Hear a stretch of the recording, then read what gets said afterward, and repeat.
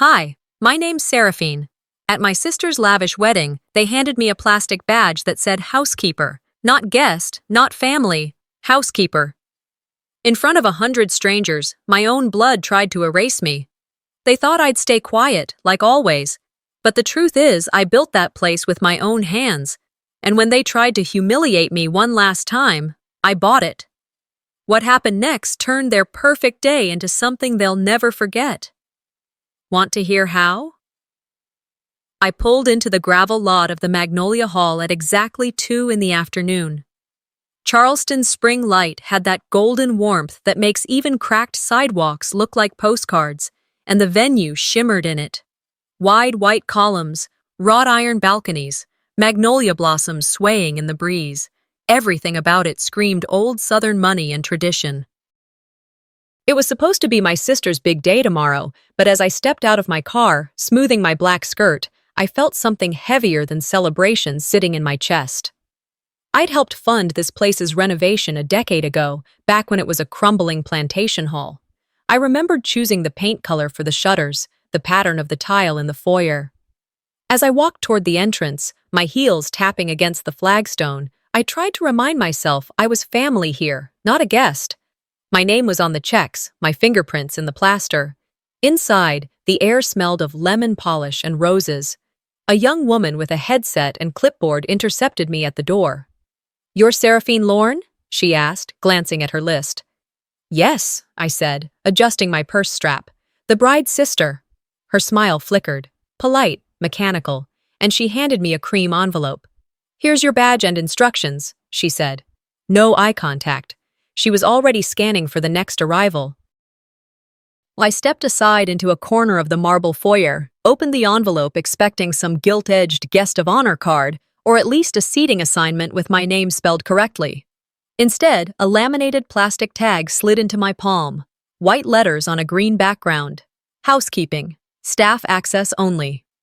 For a heartbeat, I didn't understand what I was looking at. I turned it over, hoping it was a mistake, but the back had a barcode and a tiny note, kitchen entrance. Across the hall, 2 of my cousins watched me with half smiles, whispering into each other's hair. Someone snickered. I felt my face flush hot, but my expression stayed neutral. Years of being the capable one had trained me well. I slipped the badge into my purse, straightened my shoulders, and walked deeper inside. The rehearsal dinner was set up in the grand ballroom. Chandeliers glowed overhead, white linen covered the main tables, and waiters in crisp black carried silver trays of hors d'oeuvres. A signboard listed the seating chart in looping calligraphy. I scanned it for my name. It wasn't there. "Excuse me," I murmured to the same headset girl as she hurried past. "Where am I sitting?" She gestured vaguely toward the back. "We're tight on space up front. There's a table behind the service door. It's quieter there." Quieter, right. I walked past rows of laughing guests until I reached a small folding table tucked between the swinging kitchen doors and the restrooms. The smell of fried shrimp and disinfectant mingled in the air. Someone had set a paper napkin and a single water glass for me. From here, I couldn't see the stage or the family table at all. Just the servers coming and going with trays, the bathroom door swinging open and shut. A woman at the next table, wearing a cocktail dress and pearls, leaned toward me. "Are you working the event?" she asked softly. I smiled, that brittle smile I've worn at family gatherings since childhood. "No, just enjoying the view." She looked embarrassed, muttered an apology, and turned back to her husband. Across the room, Muriel, my mother, caught my eye and gave a small dismissive wave, the kind of wave you give a stranger on a bus. "We were tight on space," she called over, loud enough for nearby guests to hear. Laughter rippled at some private joke. I picked up the water glass and stared into it like it might anchor me. The clatter of dishes from the kitchen banged behind my back, punctuating every beat of humiliation. My mind began cataloging it all. The badge, the table, the missing name on the chart. This wasn't oversight. It was choreography. Years of small cuts dressed up as tradition had led to this moment. I thought about Selena, my daughter, upstairs in the hotel room finishing homework, believing she was coming to her aunt's wedding as family, not baggage. How would I explain this to her if she came down now and saw me sitting here, next to the swinging kitchen doors, like I didn't belong? A waiter brushed past me, muttering, "Sorry, staff only beyond this point," before realizing who I was. He gave me a startled glance and hurried on. I pressed my palms together under the table, breathing slowly, feeling the pulse at my wrists. I would not cry in front of them. Not here, not anymore. Across the ballroom, Airlys, the bride, my older sister, floated among the guests in a pale blue rehearsal dress, laughing, hugging donors, taking selfies. She didn't look at me once. For the first time in years, I didn't tell myself a comforting story about misunderstanding. I didn't imagine she'd forgotten to add my name, or that Mom had simply mismanaged the seating. No. This was deliberate. And something inside me shifted, like a door opening to a room I hadn't entered before. I felt my spine lengthen, my eyes clear. They wanted me invisible. Fine, but invisibility has its advantages. I reached into my purse, touched the cold plastic badge with my fingertips, and almost laughed. Housekeeping. Staff access only. The irony was delicious. "I've been cleaning up after you all my life," I whispered to no one. But not anymore. I folded my napkin neatly, placed it on the table, and forced my face into a calm smile. When Selena walked in a few minutes later, eyes wide and trembling at the sight of me by the kitchen door, she would not see defeat. She would see her mother sitting tall, hands steady, already thinking 3 moves ahead. Selena appeared just as I had managed to steady my breathing. She stepped into the corridor from the ballroom, a thin figure in a pale sweater, her backpack slung over one shoulder. Her eyes were wide but dry, the way a child looks when she's been told something she doesn't yet know how to process. She came close enough for me to smell the faint citrus shampoo in her hair. "Mom," she said softly, leaning in so no one else would hear. They said you're a maid." Her words didn't cut like knives, they landed like stones dropped into deep water. Slow, heavy, echoing. I froze, not at the insult, but at the tremor in her voice. She wasn't angry, she wasn't crying. She was confused, already learning how the world measured her mother. I crouched down to her level, brushing a strand of hair behind her ear. "Who said that?" My voice came out calm, like we were discussing homework. "A couple of girls from Aunt Airlys's side," she whispered. "They were laughing. They said I should get free cleaning lessons." The air between us thickened. I had 1,000 explanations ready, about family politics, about people being cruel, but every one of them felt like a lie. Selena stared at me with those steady eyes, waiting for an answer I didn't have. I took a breath. "You know that badge they gave me?" She nodded. "It doesn't mean what they think it means. It's a mistake, and even if it weren't, it doesn't define me." She tilted her head.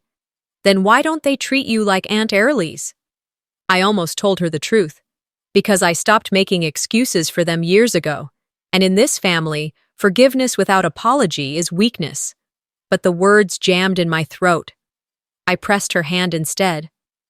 "Sometimes people don't see what's in front of them," I said, "but you do. That's what matters." Selena's lips trembled, but she stayed quiet. She'd inherited my habit of swallowing feelings whole. That was on me. A memory surfaced uninvited. Me at 27, juggling 3 jobs, skipping lunch so Selena could take art lessons. The nights I lay awake, calculating bills by the dim light of my phone, hoping my sister or my mother might call and offer help. They never did, and now here we were, in a hall I had saved from ruin, being told we were the help. We stood together for a moment, the noise of clinking glasses and laughter spilling through the door behind us. I felt ashamed. Not for myself, but for what she had just learned about our place in this family. By evening, the rehearsal dinner was in full swing. The grand ballroom had been transformed into a candlelit tableau. Long tables, linen napkins folded like swans, centerpieces of white orchids. I led Selena to a chair at my little back corner table and told her to sit tight while I went to check something. She nodded, pulling out a sketchbook, retreating into a world of pencil and paper the way she always did when life turned sour. I returned to the main hall, trying to blend into the shadows. The speeches had begun. One by one, relatives and friends were called up to the microphone. They praised the couple, thanked donors, cracked jokes about college memories. The crowd laughed, clinked glasses, raised phones for photos. Then came Airlies, radiant in a silk gown, holding a champagne flute. "We've been blessed," she said into the microphone. "Blessed by so many talented people. Vera's cousin baked the cake. Our decorator spent weeks making this place magical. Everyone who pitched in, thank you." She paused, scanning the room dramatically. "You made this dream come true." No mention of me. Not a syllable about who designed the layout, who negotiated the contracts, who paid for the marble under their feet. Just a vague nod to professionals, as if I were a contractor she'd hired and forgotten. From across the room, Corbin, my father, caught my eye. He was seated 2 tables up, his hands folded over his cane. He didn't speak, but the look on his face was a quiet thunder. They did it again. The applause swelled. Airlies blew a kiss to the crowd. Muriel dabbed at the corner of her eye with a napkin, proud of her elder daughter's poise. Selena glanced up from her sketchbook, confusion flickering across her face as she watched her aunt glow on stage and her mother stand unseen. I felt something inside me give way. Not a collapse, more like a plate shifting deep underground. I stood up, careful not to make noise, and slipped out a side door onto the back terrace before dessert was served. The night air was cool against my skin. The terrace overlooked a dark garden where magnolia blossoms glowed faintly in the moonlight. I pulled the badge from my purse and set it on the stone railing. Under the stars, it looked less like an ID and more like a weapon, small but sharp. "I am not the help," I murmured. The words were barely sound. "I built this place." For a long moment, I didn't cry. I didn't move. I simply breathed, listening to the muted echo of music and applause from inside. I thought of Selena sitting at that folding table, drawing to escape what she couldn't name yet. I thought of myself at her age, sitting on my childhood bed, hearing my mother tell Airlies she was the future of the family. No more. I slipped the badge back into my purse, this time not as a mark of shame, but as evidence. My mind was already assembling facts like puzzle pieces, fitting them together into something bigger. This wasn't going to end the way they planned. The music behind me dimmed the moment the ballroom doors swung shut. My heels clicked softly along the side corridor, each step echoing more loudly than the last. The housekeeper badge in my purse felt heavier than it should have, like it had absorbed every whisper, every sideways glance from the night. I didn't have a destination in mind. I just needed to walk, to move, to keep myself from collapsing under the weight of something I couldn't quite name yet. Outside, the night air cooled my skin. I wandered past the hedges and turned the corner into the courtyard. That's when something caught my eye. A glint of silver lettering beneath a spotlight. I squinted and stepped closer. A marquee board listed the next day's schedule in clean, celebratory font. Wedding ceremony, Airlies Mason. Beneath that, in much smaller script, almost like an afterthought, read, "Venue design by Seraphine Lorne." My name, barely there. You'd miss it unless you were looking for it. Gray on white, small enough to be dismissed entirely. The way someone lists a footnote they hope no one reads. A bitter chuckle escaped me. Not quite erasure. Worse, invisibility. They didn't omit me. They diminished me. Reduced me to a whisper on the edge of a stage I built with my own hands. My name might as well have been printed in invisible ink. It burned because it wasn't an accident. It was a choice, a deliberate decision to make me negligible. I ran my fingers over the lettering, almost expecting it to smear off, like chalk on stone. But it didn't. It stayed ghost pale, cemented in place, a symbol of everything I had become to them. The unacknowledged architect. A strange calm settled over me. Not numbness, but clarity. I turned toward the building again. Selena would be somewhere inside, probably sketching with her usual focus, lost in a corner of the reception hall. I adjusted the strap of my purse and re-entered the building through the side doors. In the lobby, cool air drifted down from overhead vents, The marble floor gleamed beneath soft light. I moved past the concierge desk, eyes landing on the coat rack where Selena had hung her jacket earlier. But then I stopped cold. Mounted above the elevator was a massive canvas print, easily 5 feet wide. A posed portrait of the family in front of the hall. Muriel with her pearls, Airlies beaming beside Mason, cousins standing stiff in their finest attire. Even the florist's assistant had made it in. Everyone was there, except me. I walked slowly toward it, drawn in like a magnet. My own reflection merged with theirs in the glass frame. And as I stared, someone passed behind me and glanced at the image. "Are you part of the waitstaff?" he asked casually. I didn't blink. "Yes," I replied, voice steady. Easier to lie than to unpack the truth. He nodded and moved on, oblivious. But inside my mind, something had snapped into place. I remembered the days, no, the years, I'd spent helping Uncle Hal turn this venue into what it had become. Weekends spent hauling tile, evenings choosing color palettes, early mornings digging flower beds. I sanded those window frames myself. I touched every part of this place, and now I was being treated like an outsider, a ghost haunting her own creation. I needed air. Outside, gardenia hung heavy in the breeze. I walked into the moonlit garden. Around the side of the building, voices filtered through the dark. One of them was Airlies. Her voice was sharp, light, and venomous. "She's just the check signer," she said into her phone, clearly unaware I was nearby. "We had to include her somehow. She paid for half of it. She's basically a silent donor." A pause. A soft, amused laugh. "Just keep her away from the camera." I stood still. Not in shock. Just stillness. Like the moment before a storm begins. Her words weren't new, but hearing them spoken aloud felt different. Final. A confirmation of what I'd known deep down for years. I was an accessory, a utility, a bank account. I tilted my face upward and stared at the roofline of the hall. For the first time in hours, I smiled. Not out of bitterness, but realization. They had forgotten. They forgot I was the one who laid the bones of this place. They forgot I helped Uncle Hal draft the floor plan when I was still a teenager. They forgot I planted the magnolias that now lined the path. They forgot I made this building a reality. This wasn't some investment I threw money at. This was my second home, a legacy.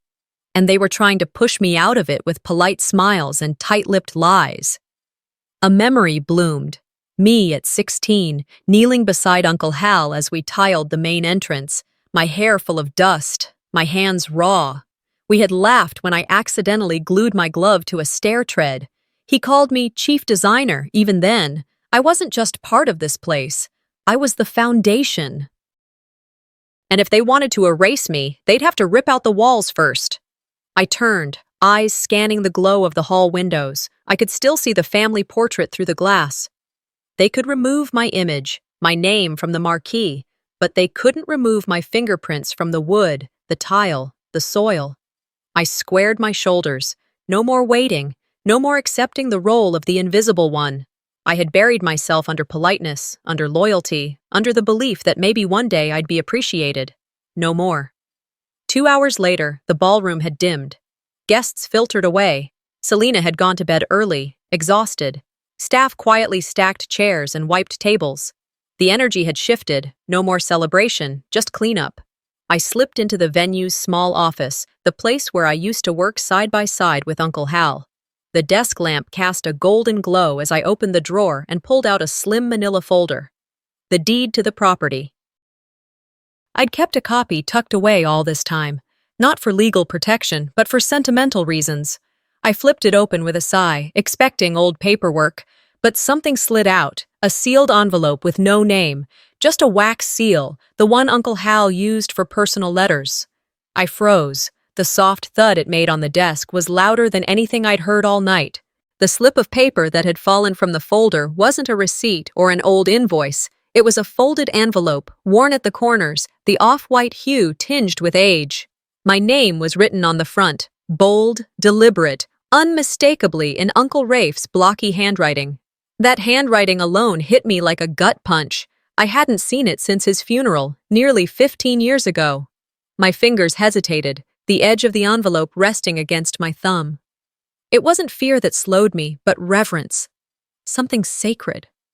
Finally, I broke the seal and unfolded the letter inside, its creases deep, the ink slightly smudged at the corners. Seraphine, it read. I built this place for people who would care for it, who'd preserve its soul. I think that's you. The land is yours. Hold it quietly. Use it when you're ready. The letter was dated just a few weeks after my college graduation. He must have slipped it into the paperwork then, knowing I wouldn't see it until years later, until it mattered. I read it 3 times. 4. My fingers traced the letters like braille, as if trying to reach through time and shake his hand. Behind the letter was a thin stack of official documents. I pulled them out, breath caught in my throat. The real title, the original deed. My eyes scanned quickly, then slowly, then quickly again. Still in my name. Uncle Rafe had never transferred ownership to the family. The land, the hall, even the business license. It was all in my name, nestled within a private holding trust he'd set up with quiet foresight. For over a decade, while they printed brochures with their names on them, while they handed me name badges like I was a staffer, they'd been standing on ground I legally owned. I sat down heavily, the letter in one hand, the deed in the other. I didn't smile. I didn't cry. A cold stillness swept over me, not bitterness, but certainty. A quiet verdict. They used what was mine, I whispered to the empty room, to erase me. The hotel clock ticked past midnight. Somewhere down the corridor, the hum of wedding prep continued. A hairdryer, muffled laughter, the sound of champagne glasses clinking. In contrast, my world had gone still. I tucked the papers into my bag with care, placing the letter back into its envelope like a relic, like a will. Then I looked at the badge still clipped to my purse, housekeeping printed in all caps. I slowly unpinned it and laid it beside the deed. How ironic. They'd handed me that badge to humiliate me, unaware they'd just triggered their own unraveling. By morning, I'd made 2 phone calls, both quiet, surgical, and necessary. The first was to Joanna Reed, an old law school friend from Charleston. We'd spent nights cramming at diners, sharing flashcards over weak coffee. I'd helped her through a breakup, and she'd once bailed me out when Selena had a fever and I had an exam. She owed me. "Joe," I said softly when she picked up, groggy, "I need you to check something. Lorne Hall, title history. I'll email you the trust name. No rush, but I need confirmation before noon." She didn't ask questions. "You got it." The second call was to Damien Chen, my longtime financial consultant. He'd helped me stretch the modest inheritance Uncle Rafe had left me, investing, diversifying, protecting. "I need you to assess an asset," I told him. "I'll send you documents in an hour, for your eyes only." I ended both calls without elaborating. Some truths are best held in silence until they're too big to ignore. At 6:07 a.m., just as the sky began to lighten outside my window, a text lit up my screen. Title confirmed. Holding trust active. Property never transferred. You are the legal owner. I stared at the words. There were no tears, no dramatic epiphany. Just breath, deep, full, stabilizing. I wasn't falling anymore. I was standing on something solid. I sat at the hotel desk, notepad open, the soft scratch of pen on paper soothing in the early quiet. My list was short, purposeful. Revoke approval for after-party funding. Freeze pending reimbursements linked to the hall. Do nothing else. Let them squirm first. Let them sense a crack in their perfect plans before the floor dropped out from under them. At 7:45 a.m., Selena emerged from the adjoining room, her hair tangled, eyes still cloudy with sleep. She blinked at me for a moment, then spotted the silver bracelet on my wrist. Uncle Rafe's gift, given to me on the day we finished painting the main hall. I hadn't worn it in years. Now, it shimmered like armor. Her voice was small. "Are we leaving, Mom?" I looked at her and smiled faintly. "No, baby, we're staying," I said, calm and even. "And we're watching." She nodded, unsure but trusting, and curled up beside me on the bed, her head resting on my shoulder. I wrapped an arm around her and stared out the window as dawn spilled across the city. This wasn't escape. This was a reckoning. By 8 o'clock, the hotel came alive. Florists passed in clusters, arms full of roses. Makeup artists rolled metallic carts down the halls. Somewhere nearby, Airlisa's voice rang out. Bright, commanding, unaware of what loomed. I slipped the bracelet under my sleeve, straightened my jacket, and picked up my purse. I wasn't here for a scene. I wasn't here to scream. I was here to reclaim what was mine, with silence and certainty. The next morning, I made one final move before the dominoes fell. I asked to speak to Airlis, alone, before the makeup artist arrived. A soft knock pulled me out of my thoughts like a sudden gust of wind tearing through still air. The morning sun had already begun to filter through the lace curtains, casting delicate patterns onto the floor. I crossed the room, the chill of the wooden planks grounding me, and opened the door. There she stood, Airlis, framed by a flurry of makeup artists and hairstylists, her face half done, one eye shaded, her lips a polished red, hair pinned into loose curls cascading over her shoulder. The chaos of wedding preparations buzzed around her, but she stood centered, poised as ever. Her expression was calm, a portrait of composure. But when our eyes met, I saw it. A flicker of something beneath the surface. Uncertainty? Guilt? Or was it simply the recognition of who I used to be? I stepped into the room, and the stylists stepped back. She waved them away with a practiced flick of her hand, and they scattered like birds. Alone now, she adjusted her posture in the mirror, pretending to admire her reflection. I held a silver frame behind my back, sleek, cool metal that somehow burned in my hands. Airlis, I said quietly, my voice level even as my heart pounded. There's something I want you to have, before anyone else sees it.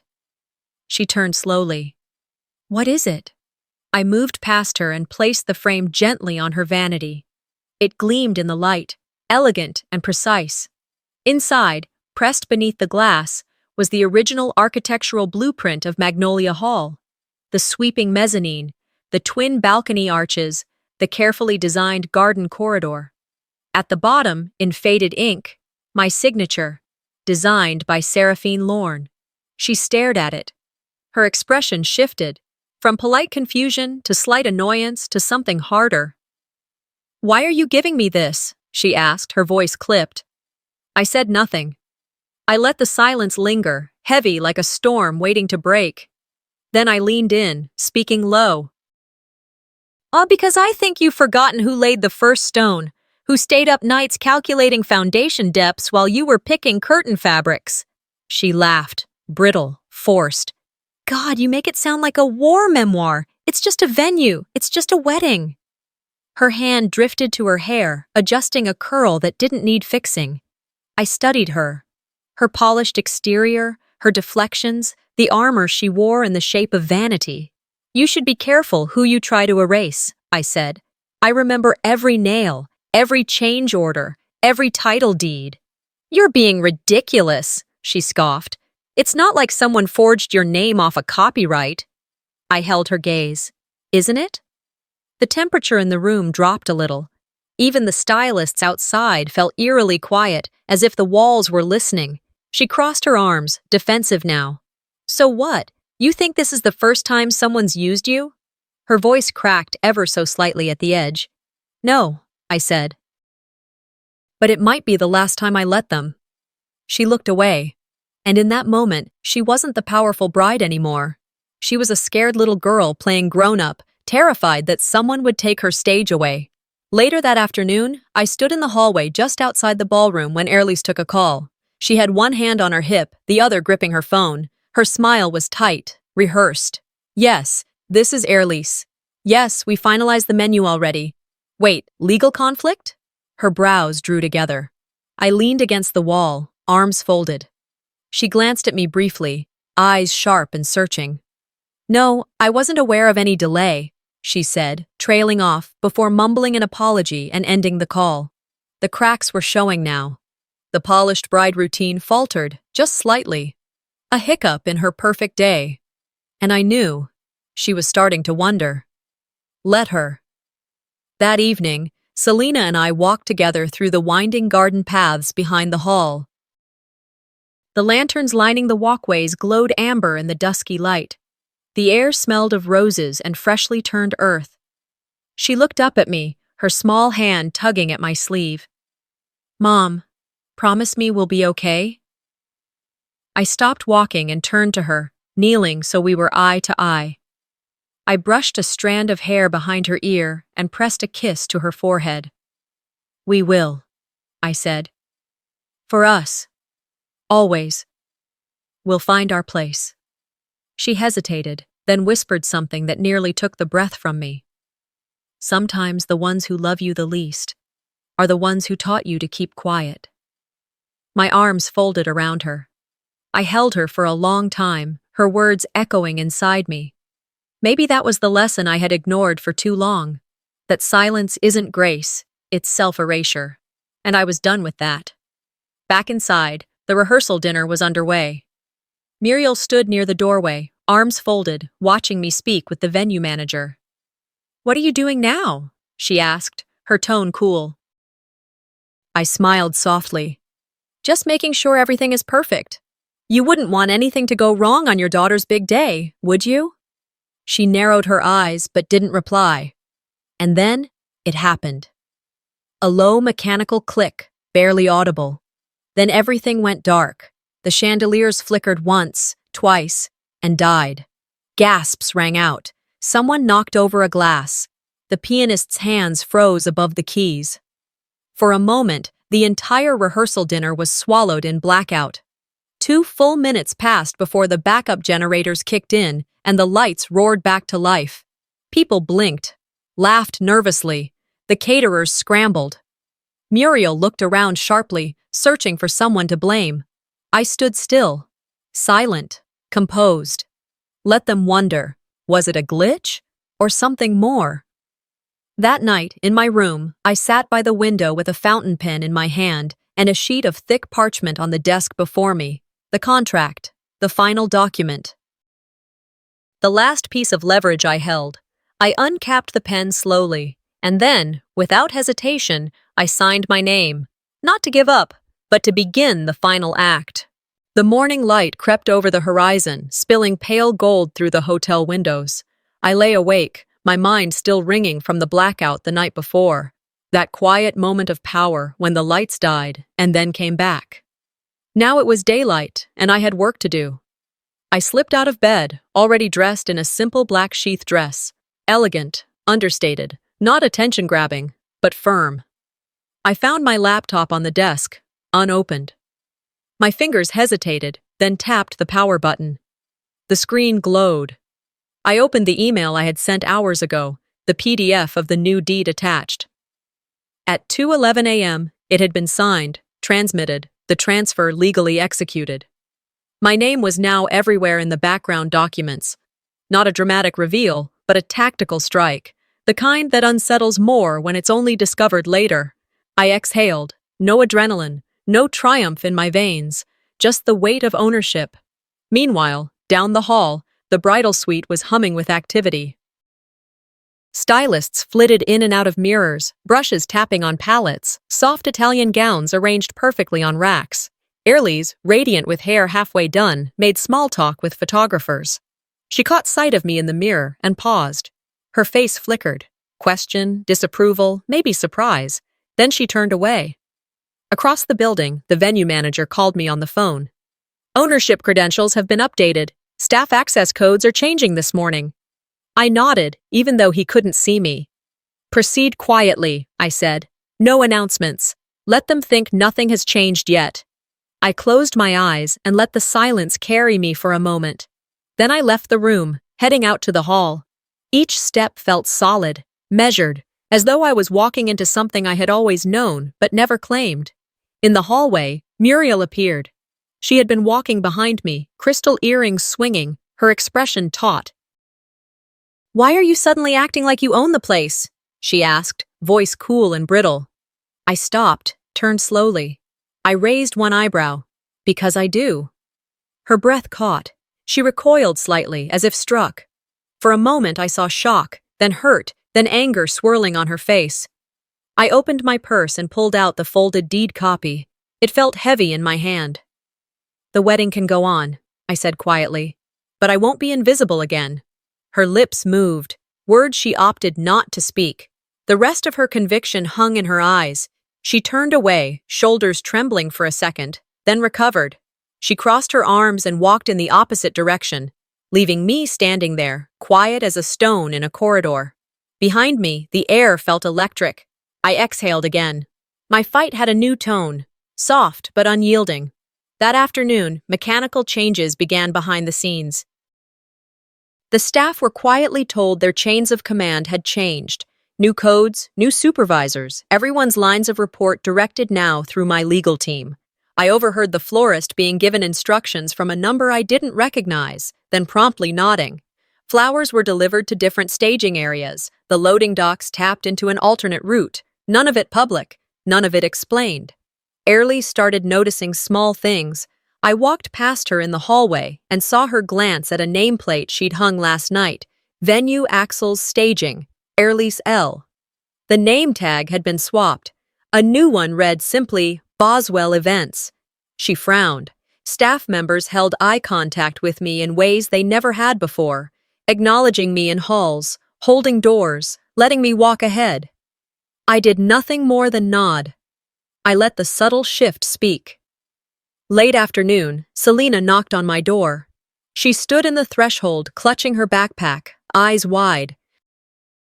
She'd seen the change in the hallways, the new keycard scanners, the shift in tone. Her pride radiated quietly. She stepped forward. "Mom, is this really yours now?" I smiled and tucked her loose curls behind her ear. "Yes, baby, all of it." She grinned, a real grin, not the polite one she gave strangers to make them comfortable. That evening, I found Muriel in the lounge. She sat at a corner table, clutching a drink, face pale. She glanced up. I walked over. "How long did you think you'd keep me in the shadows?" I asked softly, pulling out the deed copy. Her eyes stung. "You'll regret this," she said, voice taut with pride and fear mixed. I shook my head. "Not regret. Remember." My hands remained steady as I turned and walked away. I drove down into the heart of the city later that night, into the quiet streets where old houses lean into each other. I stopped at a 24-hour printing shop, ran off copies of the deed, sealed envelopes, small notarized statements. I dropped them in the mail slots of local newspapers, city hall, and legal registries. No press release, no fanfare. The sound of rightful claims being recorded. Back at the hotel, I slipped back into the black dress, stood asleep for a moment before the mirror. A woman met my eyes, composed, firm, poised, not vindictive, entitled to ownership. Then my phone buzzed. A message from Corbin. "Saw the paperwork. You've changed the locks." Good. We finally get to sit at the same table. A quiet victory, but a victory nonetheless. Climbing into bed, I let fatigue weigh on me, but it was heavy in a way that felt earned, not exhausted. I closed my eyes, listening to the night outside, knowing tomorrow would rise differently. Morning arrived with a deceptive calm, as if the day didn't know what was coming.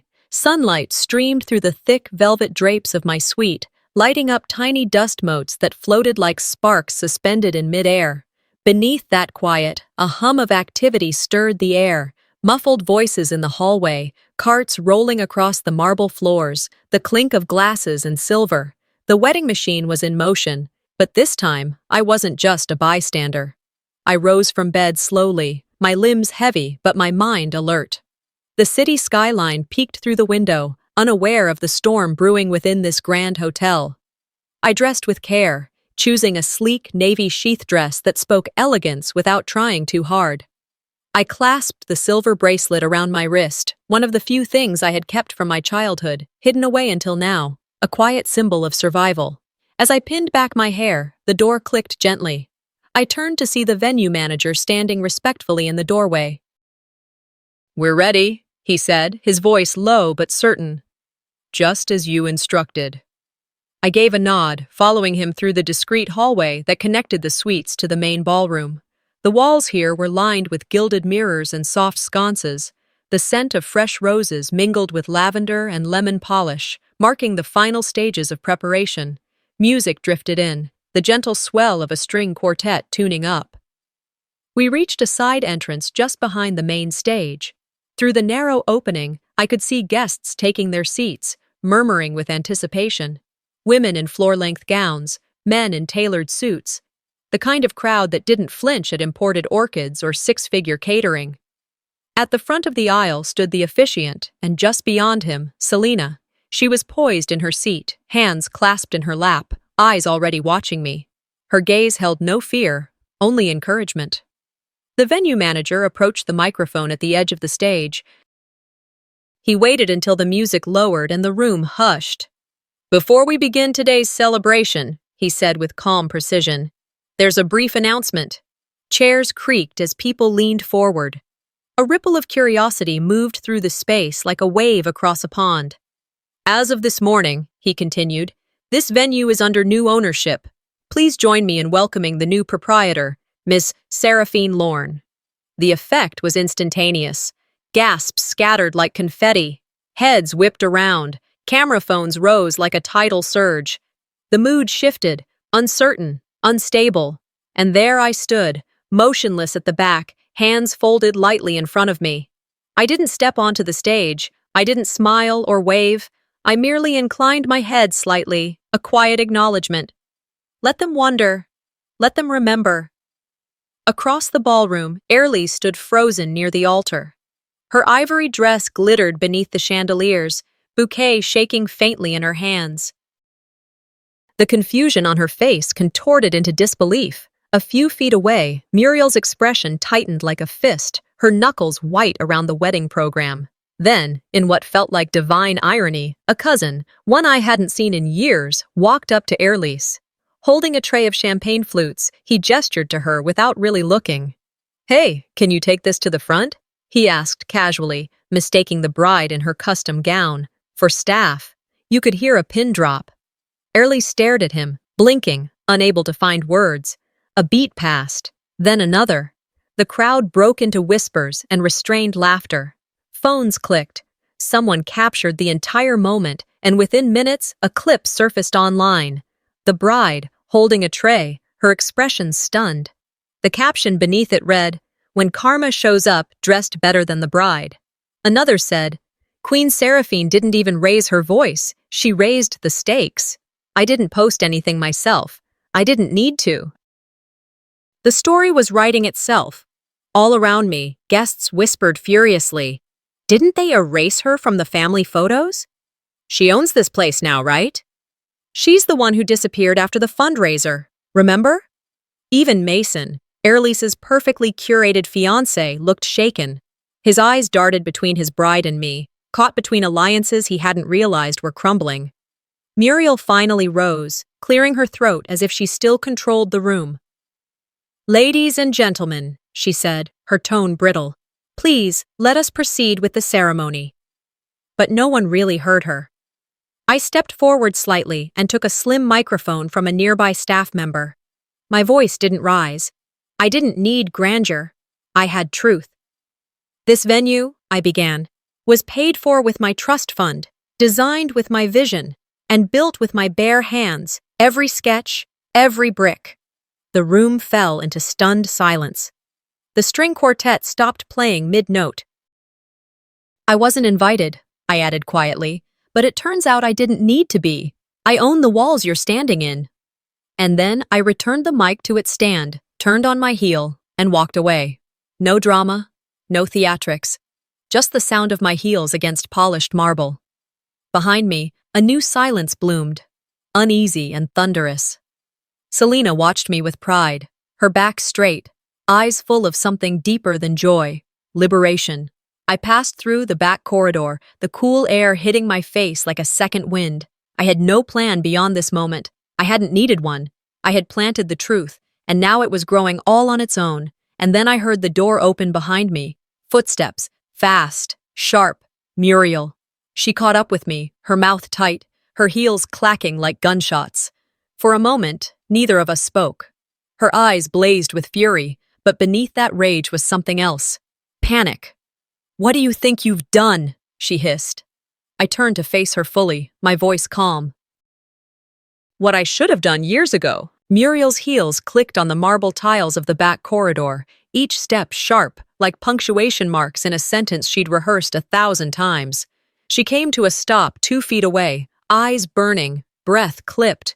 "Take it back," she hissed, her voice low but shaking. "This is your sister's day. Don't ruin it." I kept my hands at my sides, calm. "She ruined mine a long time ago," I said, my voice even, each word chosen. "I'm just finally getting the mic." The corridor felt like a stage of its own. Light from the open door spilling across our faces, muted music and chatter floating in from the ballroom. Muriel's fingers curled around her phone like it was a weapon. "Then at least shut the live stream off," she demanded. "It's humiliating. For all of us." A staff member hovered nearby, clearly nervous. Muriel turned to him. "Turn off the cameras, now!" He shifted from one foot to the other. "I'm sorry, ma'am," he said. "Only the owner can authorize that." I tilted my head slightly, letting the silence stretch. "You heard him," I said quietly. "All cameras stay on." Muriel's face blanched, and for the first time I saw something fragile flicker behind her eyes. She opened her mouth to retort, but the sound of clapping and shifting chairs from the ballroom cut her off. We both turned as the doors opened. Corbin, my father, was walking up the aisle toward the stage. His suit jacket was slightly rumpled, as though he'd been sitting on his hands for years and only just stood. Guests hushed, the room shifting like a single body, sensing something unscripted. He cleared his throat at the microphone, his voice gravelly but strong. "Enough," he said, and the word fell like a hammer. "I've watched this family disgrace the one person who built its foundation. It stops here." All eyes were on him now. The cameras pivoted. Even Airlise paused halfway through adjusting her veil. Corbin continued, his eyes sweeping the crowd. "Seraphine is my daughter. She owns this place. And today, she finally owns her voice."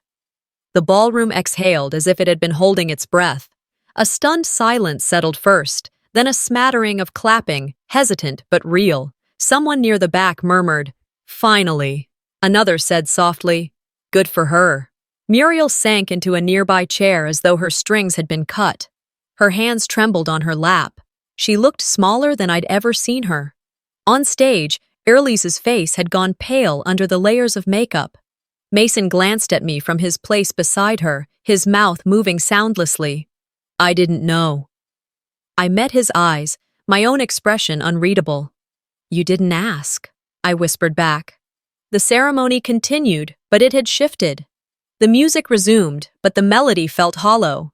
Guests leaned toward each other, whispering not about the vows or the flowers, but about me, my ownership, my story. Social media lit up like a summer storm. Hashtags sprouted on screens held high. "Housekeeper, no more." #silent owner. Clips of Corbin's declaration joined the earlier video of Airlise with the tray. The narrative belonged to me now, and no one could pry it away. I stayed at the back of the room, not needing to be center stage. Selena slipped her hand into mine, her fingers warm and steady. "Mom," she whispered, "people are looking at you like you're the bride." I smiled faintly. "Let them." The vows were spoken, rings exchanged, and a cheer rose when the officiant pronounced them married. But the applause was softer than before. Eyes flicked back to me, then to their phones, then to Airlise. For the first time, my sister was the background, not me. When it was over, I led Selena toward the hallway where the family portraits had hung. The old photo, the one that had excluded me, was gone. In its place, Selena carefully hung a new frame she'd carried from the hotel, a picture of the three of us, me, Selena, and Corbin, smiling beside the original venue design. The staff paused their work to watch. A few even clapped quietly as the frame settled into place. The sound was soft but full of meaning. Selena stepped back, brushing her hands on her dress. She looked up at me with a kind of awe. "It's yours now, Mom. All of it. I knelt down, brushing a strand of hair from her face. No, I said gently. It's ours. In that moment, something shifted inside me. It wasn't vindication. It wasn't triumph. It was steadiness, like the ground under my feet had finally stopped moving. Behind us, Muriel sat alone at a table, staring at her phone as if she could will the internet to swallow the videos. Corbin stood near the doorway, shoulders squared, watching her with an expression that was not unkind, but unyielding. For the first time, he didn't look away. I reached for Selena's hand again. We walked toward the grand doors of the venue together, the murmurs of guests still swirling behind us. Outside, the evening light was falling across the garden, soft and gold. I could hear Erlisa's laughter inside, brittle and forced, like glass under strain. "Mom?" Selena asked softly. "Are we going home?" "Not yet," I said, squeezing her fingers. "We're going to stand here a little while longer, because this was not an ending. This was a restoration." The night had grown colder, the kind of chill that clung not to skin, but to memory. Selena and I stepped away from the lights and clinking glasses of the reception, leaving behind a cacophony of laughter, forced pleasantries, and fractured expectations. The air outside was still, save for the rustling of trees whispering secrets to the wind. Garden lights cast elongated shadows across the stone path leading to the circular driveway. At its edge, the black limousine idled patiently. Erlisa's limousine, her carriage, her chariot, one last symbol of a fantasy unraveling. I didn't approach it. Instead, I lingered by the hedgerow, half watching, half waiting. Selena slipped her hand into mine, quiet as always. No words were needed. Through the wide paneled windows of the grand hall, I could see her, Erlise. She stood framed in the golden glow of chandeliers, the train of her once flawless wedding gown trailing like a ghost behind her. Around her, people murmured, some in sympathy, others in confusion. The doors of the reception slowly shut, muffling the noise. The portrait we had positioned so carefully near the foyer glowed subtly under the lights. 3 faces, mine, Selena's, Corbin's, positioned deliberately. Muriel's likeness was gone. Erlisa's photo had vanished too. What remained was a space of chosen memory, of intentional reclamation. A moment later, the main doors creaked open. The night caught its breath. I heard it before I saw her, sharp, stinging words slicing through the quiet like a slap. "You ruined my wedding!" she shouted, voice hoarse with rage and disbelief. I turned, calmly, as she stood in the hallway. The moonlight caught the dishevel in her hair, the tear streaks cutting through her foundation, the fury that hadn't burned out yet. Her arms trembled at her sides, fists curled tightly, desperate to hold on to something, anything, that could restore the illusion she'd built. "You ruined everything, Seraphine," she hissed. But I said nothing. I didn't flinch. I didn't argue. I let the words fall like petals to the floor, unanswered, unacknowledged. It wasn't cruelty. It was closure. For the first time, silence was my protest, my resistance, my boundary. Something in her eyes flickered. Confusion, pain, realization. The limousine driver opened the rear door and stood waiting. She looked at me one last time, no longer with hatred, but with hollow disbelief. Then she climbed in. The door shut with a hollow thud. The engine groaned to life and slowly backed away, the headlights dimming as the car turned the corner and disappeared into the trees. I exhaled. Let it go, I thought. Let it all go. By morning, the world had changed its hue. The sky was painted in soft grays, and the scent of magnolia and earth drifted lazily through linen curtains. I stood in the kitchen of the venue, now ours again, pouring coffee into mismatched mugs. The place had never felt more alive in its stillness. Selena sat at the counter island, sketchbook open, her pencil dancing across the page. Her hair was unkempt, face full of sleepy curiosity. "Are we going back to Charleston today?" she asked quietly, eyes not leaving the page. I stirred sugar into my cup. "No," I replied, pausing. "Not today." Maybe not for a while. She looked up then, her gaze softening. A small smile tugged at her lips. Good, she said simply. The garden outside glistened with dew. Fallen petals covered the walkway like a blanket, untouched and sacred. Corbin entered a few minutes later, carrying his own coffee. He leaned casually against the counter, watching both of us. I've been thinking, he said, tone casual but eyes warm. You should reopen this place. Give it a new name, a real one. I tilted my head. A new name? He smiled. Housekeeper Hall. The words hung in the air. I looked at him, then at Selena. Her eyes were wide with approval. Because they tried to reduce you to that title, Corbin continued, but you wore it like a crown. The pride in his voice made my chest ache in the best way. We spent the day walking the grounds, inspecting what needed fixing, what could be preserved, what could be reborn. When we passed the old family portrait, we stopped. Without ceremony, we removed it. In its place, we hung a newer image, one we had taken together days before. Just the three of us, the real us. The halls felt different afterward, lighter, honest. As we walked past the grand entrance, a young bride and her mother toured with a staff member. They stopped in front of our new portrait. That woman, the mother whispered, pointing at me. They say she built this place from nothing and took it back from everyone who tried to bury her. The bride's eyes sparkled. I want my wedding here, she said, voice full of conviction. I stepped forward with the blueprint in hand. You're welcome here, I said gently. It wasn't triumph. It wasn't revenge. It was something more sacred. Dignity didn't arrive with noise. It whispered. And when it did, justice responded, not with fire or fury, but with recognition. Later that afternoon, I led Selena out through the main doors.